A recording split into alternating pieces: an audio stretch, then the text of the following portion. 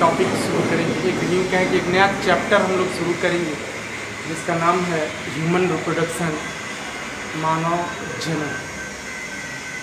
अब चूँकि हेडिंग समझते हैं कि ये जनन है क्या। देखें, जनन जो है वो जीवों में जो संतान उत्पत्ति करने की जो प्रक्रिया होती है उसी प्रक्रिया को हम लोग जनन कहते हैं। तो यहाँ हम लोग ह्यूमन रिप्रोडक्शन हम लोग पढ़ेंगे कि आखिर ह्यूमन रिप्रोडक्शन में एक नया ह्यूमन का जन्म कैसे होता है और इस प्रक्रिया में कौन कौन से अंग भाग लेते हैं, उसी क्रम में आज हम लोग ह्यूमन रिप्रोडक्शन पढ़ने वाले हैं। देखें, चूँकि ह्यूमन रिप्रोडक्शन में मानव जनन तंत्र का हम लोग अध्ययन करेंगे, यानी ह्यूमन रिप्रोडक्टिव सिस्टम। तो चूँकि ये सिस्टम है तो ये स्पष्ट होता है कि इसमें कोई ना कोई आर्गन जरूर मिला होगा, तभी तो ये सारे आर्गन मिलकर एक सिस्टम का निर्माण कर रहे हैं। तो इसके अंतर्गत चूँकि ध्यान देंगे, ये जो ह्यूमन जो हम लोग रिप्रोडक्टिव सिस्टम पढ़ेंगे, इस ह्यूमन रिप्रोडक्टिव सिस्टम में दो होंगे। एक तो होगा नर जनन तंत्र और दूसरा होगा फीमेल जनन तंत्र। तो यहाँ हम पहले नर जनन तंत्र के बारे में हम लोग अध्ययन करेंगे। चूँकि हम जानते हैं कि जो मानव है वह एक लिंगी है। एक लिंगी का मतलब कि इसमें जो नर मानव और मादा मानव दोनों में एक लैंगिक द्विरूपता होती है, एक सेक्सुअल डायमॉर्फिज्म होता है। मतलब ये कि अगर हम किसी ऑर्गेनिज्म को देखकर हम ये पता लगा लें कि ये नर है या मादा, तो इसका मतलब ये होगा कि वह अंग जो था वो सेक्सुअल डायमॉर्फिज्म शो करता है। तो ह्यूमन के केस में भी यही होता है। हम ह्यूमन को देख के हम पता लगा सकते हैं कि ये नर है कि मादा, अर्थात जो ह्यूमन है वो द्विलिंगता प्रदर्शित करता है, यानी सेक्सुअल डायमॉर्फिज्म शो करता है। तो चूँकि यहाँ हम लोग नर जनन तंत्र के बारे में अध्ययन करेंगे, अर्थात मेल रिप्रोडक्टिव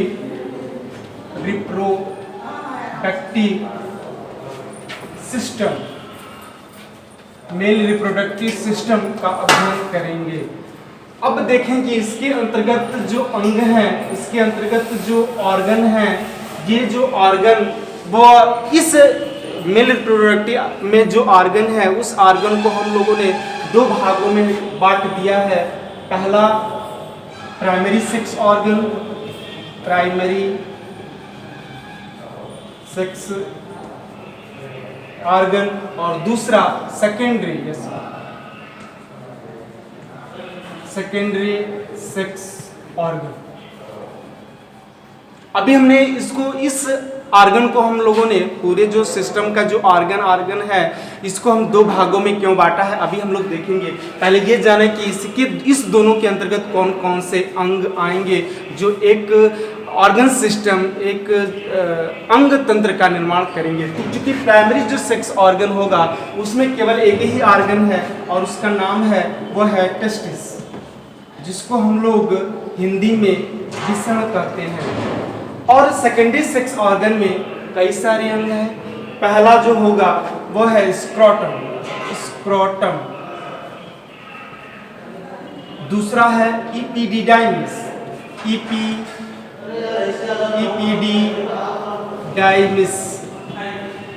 तीसरा जो होगा वो होगा वास डिफरेंस, चौथा होगा वो है सेमिनल वेसिकल्स,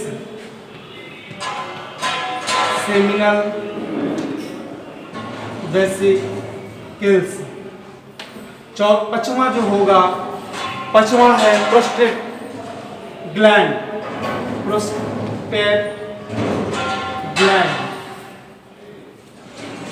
और छठवां जो अंग होगा वो है पेनिस। हमने इन ऑर्गन को चूंकि पूरा 6 और एक 7 जो ऑर्गन है उसको दो भागों में हमने बांटा है। इसको हमने प्राइमरी सेक्स ऑर्गन इसलिए कहा क्योंकि ह्यूमन के केस में जो स्पर्म बनता है चूँकि वही महत्वपूर्ण होता है, और यह स्पर्म जो है वह शुक्राणु जो है वो टेस्टिस में बनता है। इसी नाते जो है हमने इसको प्राइमरी सेक्स ऑर्गन कहा। इन अंगों में, इस मेल रिप्रोडक्टिव सिस्टम में जो जो अंग आएंगे, जितने भी अंग आएंगे, उस अंग में सबसे जो महत्वपूर्ण अंग है वह होगा टेस्टिस। क्यों? क्योंकि इसमें स्पर्म का फॉर्मेशन हो रहा है। और जो सेकेंडरी सेक्स ऑर्गन है, यह जो ऑर्गन होगा, ये जो टेस्टिस से निकला हुआ जो स्पर्म है उसके मार्ग को ये बताएंगे, या यूं कहें कि ये जो ऑर्गन होगा वह टेस्टिस को एक सहयोग प्रदान करेगा। इस नाते इसको सेकेंडरी सेक्स ऑर्गन हम लोगों ने कहा है। अब देखें, ये जो छठों ऑर्गन होगा वो अगर सम्मिलित रूप से मिलाए तो ये कैसे दिखेगा, इसके लिए यहाँ फिगर हमने दिखाया है, पहले से इसको बना दिया है जल्दी के चक्कर में। ये चूंकि देखने में तो बड़ा कॉम्प्लिकेटेड लग रहा है, लेकिन उतना कॉम्प्लिकेटेड नहीं है। थोड़ा सा समझने की कोशिश करेंगे, थोड़ा सा बनाने की कोशिश करेंगे। हमने जिस तरीके से बनाया है वहीं से शुरुआत करते हैं। देखें, पहला जो है हम लोग स्क्रोटम बनाएंगे ऐसे। अभी स्क्रोटम क्या है, अभी हम समझा रहे हैं कि स्क्रोटम क्या है। अब उसके बाद यही जो है मेन जो भाग है टेस्टिस, यही टेस्टिस है। इसी के अंदर जो कन्वोल्यूटेड मतलब होता है फोल्ड, मतलब टेढ़ा इधर उधर, ये इसी को कन्वोल्यूटेड बोलते हैं। तो ये convoluted seminiferous tubule, convoluted seminiferous tubule है, जिसके अंतर्गत स्पर्म का फॉर्मेशन होता है। अब देखें, उसके बाद जो होता है वो है यहाँ इपिडिडाइमिस। अब जहाँ ये जो इस टेस्टिस के अंदर जो सेमनीफेरस ट्यूब्यूल है, इस ट्यूब्यूल में अगर स्पर्म का फॉर्मेशन होता है तो यहाँ आते हैं इपिडिडाइमिस में। यहाँ इनका मैचुरेशन होता है, परिपक्व होते हैं, और तब ये अपना रास्ता को ये क्या करते हैं, प्रारंभ करते हैं। और ये अपनी रास्ता जो होता है वास्ट डिफरेंस के माध्यम से ऊपर चढ़ते हैं, यानी रास्ता को ये बनाते हैं। ये जो वास्ट डिफरेंस है वो केवल स्पर्म को ढोता है और इसका कोई काम नहीं है। अब जो ये वास्ट डिफरेंस है वो डायरेक्ट जाके खुलता है सेमिनल वेसिकल्स में। ये आके कहाँ खुला? सेमिनल वेसिकल्स में। अब ये सेमिनल जो वेसिकल्स है, इसमें जब स्पर्म आते हैं और इसके अंदर कुछ और मटेरियल होता है, ग्लूकोज है, फ्रक्टोज है, और कुछ और भी फ्रूट्स हैं, जो सारे मिलकर एक सीमेन का निर्माण करते हैं। और इस सीमेन में जो चूंकि यहाँ से स्पर्म जो था जो रास्ता तय करके आया हुआ है, इसी सीमेन में स्पर्म को उसको फ्रक्टोज, वो ग्लूकोज या कुछ और भी पोषक पदार्थ होता है जिसको यहाँ ग्रहण करता है। अब देखें, अब ये सेमिनल वेसिकल्स जो होता है, हमने ये जो डॉटेड लाइन दिखाया है, इसी को हमने प्रोस्टेट ग्लैंड कहते हैं। अभी एक एक अंग जो होता है आगे हम लोग फिर से अध्ययन करेंगे कि इसका कार्य क्या है। चूंकि ये जो प्रोस्टेट ग्रंथियां हैं, ये ग्रंथि जो होती है, जब स्पर्म जो होता है, जब सीमेन यहाँ आता है तो स्पर्म की मोटिबिलिटी मतलब उसकी गति को और अधिक प्रदान करता है ये प्रोस्टेट ग्रंथि। देखें, यही प्रोस्टेट ग्रंथि है। जब पुरुष की उम्र 55 के आसपास हो जाती है, 55 से अधिक हो जाती है, तो ये प्रोस्टेट ग्रंथियाँ जो होते हैं वो फूल के बड़ी हो जाती हैं, जिससे यूरिन पास आउट करने में बड़ी कठिनाइयाँ महसूस होती है। और जब बहुत ज़्यादा इन्फेक्शन हो जाता है तो इसको काट के निकाला जाता है, सर्जरी करना पड़ता है। अब ये पेनिस के माध्यम से स्पर्म जो होता है ये बाहर निकल जाएगा। हमने ये कहा कि ये जो टेस्टिस है ये महत्वपूर्ण ऑर्गन है। क्यों? क्योंकि यहाँ स्पर्म का फॉर्मेशन होता है। देखें, ये जो टेस्टिस है, चूंकि ये सारे के सारे जो हमने भाग लिखा है सेकेंडरी जो सेक्स ऑर्गन, इसमें से जो अधिकांश भाग है, ये वाला भाग जो है, ये पूरा का पूरा भाग जो है यहाँ से लेकर यहाँ तक कुछ जो होता है हमारे शरीर के अंदर है।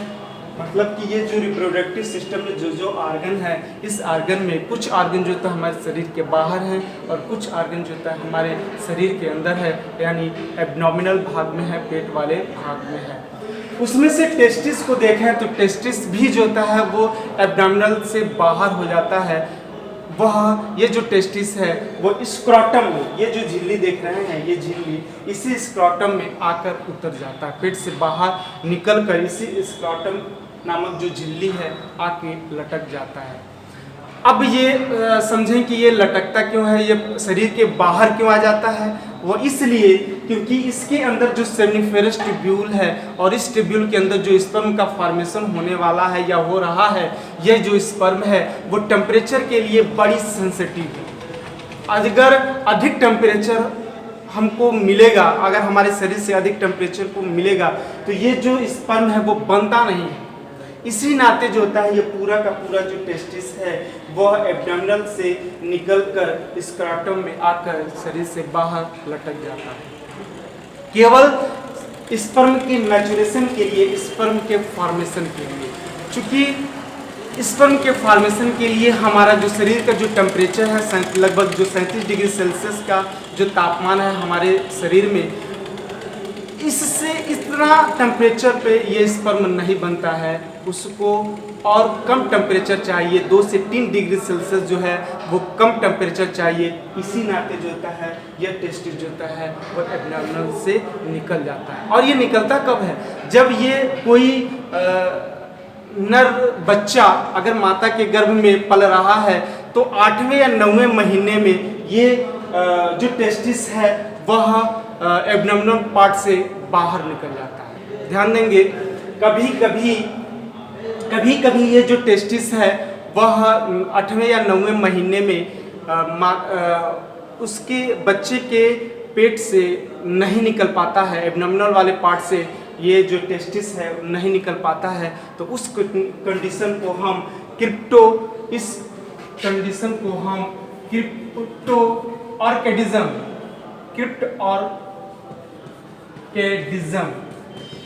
कहते हैं। क्रिप्ट ऑर्किडिज्म कहते हैं। क्रिप्ट मतलब छुपा हुआ, मतलब कि इस कंडीशन में जो है वो टेस्टिस जो है वो एब्डोमिनल वाले पार्ट से बाहर नहीं निकलता है।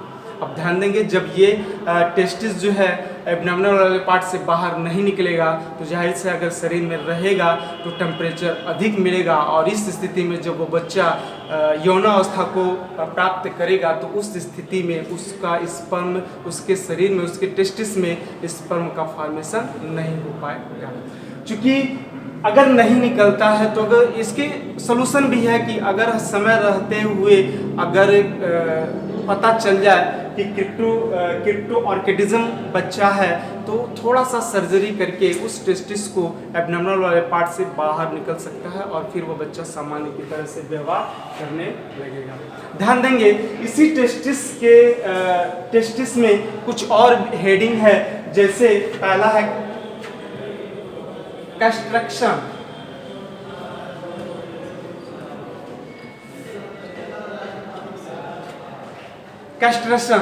ये कैस्ट्रेशन का मतलब यह है कि जब कभी देखें कि जिसको हम लोग गाय नहीं बैल और सांड में हम लोग अंतर देखे हैं कि होता क्या है कि जो बैल का जो टेस्टिस है उसको कष्ट कर दिया जाता है, उसको नष्ट कर दिया जाता है, जिससे उसमें जो उसके शरीर उसके टेस्टिस से जो हार्मोन्स निकलता है और उस हार्मोन के कारण जो है जो एग्रेसिव होता है शरीर वो समाप्त हो जाता है इसी कैस्ट्रेशन के अंतर्गत।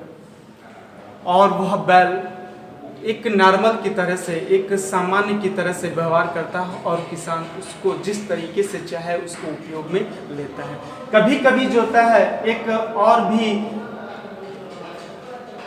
और कंडीशन होता है जिसको बोलते हैं ऑर्किडेक्टोमी में होता क्या है कि जब कभी कभी प्रोस्टेट ग्रंथि में जब कैंसर हो जाता है तो उसके जिम्मेदार होता है कुछ टेस्टिस से निकलने वाली कोशिकाएं भी होती हैं, और उस कंडीशन में टेस्टिस को सर्जिकल रिमूव कर दिया जाता है, काट के निकाल दिया जाता है। उसी कंडीशन को ऑर्किडेक्टोमी कहते हैं। ऑर्किडेक्टोमी मतलब कि सर्जिकल रिमूवल ऑफ टेस्टिस। तो इसी कंडीशन मतलब टेस्टिस को काट के निकालना ही जो होता है वो क्या कहला जाता है, ऑर्किडेक्टोमी। खैर ये आगे वाली प्रोसेस है, अगर ये नहीं समझ में आ रहा है तो जानने की कोशिश मत करिएगा। बस हम लोग थोड़े पहले इसके ऑर्गन को देखें और ऑर्गन के बाद जो है हम लोगों ने उसकी देखा कि सम्मिलित रूप से ये फिगर में कैसे दिखते हैं। देखें हमने यहाँ थोड़ा सा इंग्लिश का टर्म ज़्यादा यूज किया है, तो ये जो अंग्रेज़ी है उसको जानने की कोशिश करेंगे और इसमें ज़्यादा कठिनाई नहीं है। जब जान जाएंगे तभी जो होता है हम लोग हिंदी के बारे में, हिंदी वाले टर्म जानने की कोशिश करेंगे।